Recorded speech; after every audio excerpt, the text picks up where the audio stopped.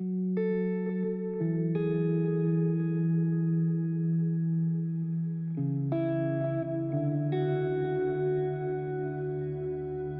partner and I have to share a vehicle, so it's quite difficult to get out on time in the mornings.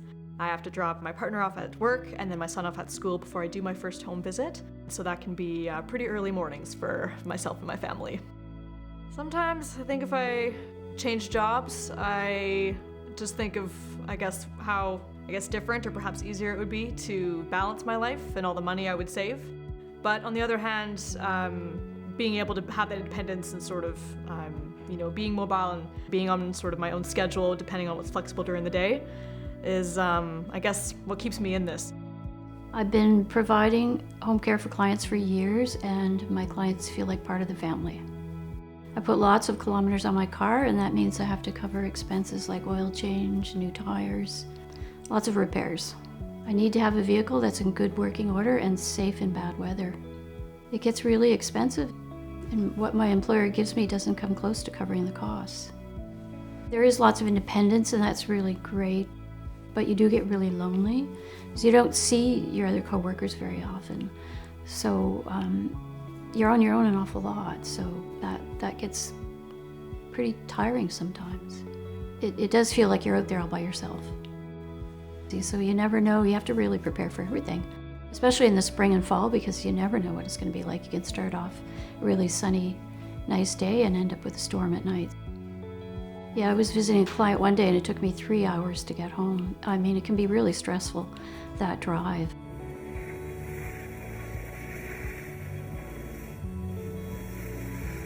Yeah, it can be hard sometimes, and sometimes you get really tired, and you need to sometimes watch for the signs, and you need to pull over if you get really tired, and sometimes you do have to take a nap if you need to.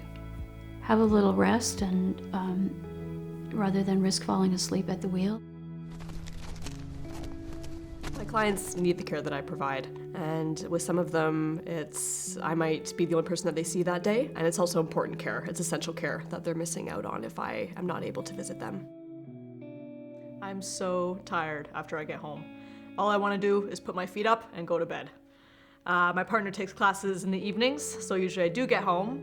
I have to take care of my son, so usually we'll do supper time, bath time, stories, and a little bit before bed.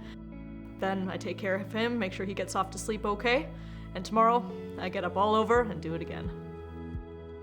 That's pretty frustrating, because you've made your way there in a big storm, you've risked your own safety to get there, and then you find out when you're there that someone has taken them from the house and not let you know. So it's a huge, not only is it inconvenient for you, but you've put yourself at risk, and now you get there and you can't provide the care that you were going to provide for the patient who isn't there, or the client that's not there. So it's very frustrating, and you're both kind of missed out. So yeah, sometimes the weather is really bad, and no one should be on the road. Lots of snow and high winds, and poor visibility. It's very stressful driving, and even the snowplows aren't on the roads.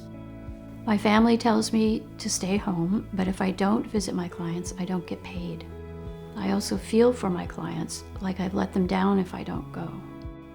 I have to make the choice of being safe, caring for my clients, or not being paid. Should I have to make that choice?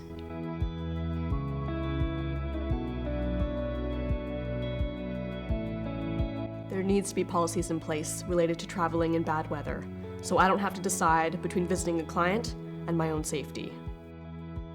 There needs to be full compensation to workers using their vehicles related to work. There needs to be safe access to clients' homes, sidewalks and steps clear, and salt or traction sand so we don't slip and fall. We provide mobile care, and we need help staying safe on the road. We take care of others. Help us make it safely home.